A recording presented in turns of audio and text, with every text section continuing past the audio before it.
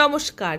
মাছের ডিমের বড়া তো আমরা সকলেই ভালোবাসি, কিন্তু আজ আমি তৈরি করব মাছের ডিম ভাপা। মাছের ডিম নিয়ে নিয়েছি 2 চামচ বেসন, পেঁয়াজের কিমা, লঙ্কার কিমা, হলুদ, নুন, কাশ্মীরি লঙ্কা গুঁড়ো, ধনেপাতা কুচো দিয়ে ভালো করে মাখিয়ে নেব।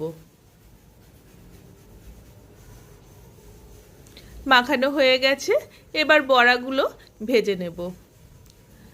একটা একটা করে সব বড়া উল্টে দিচ্ছি।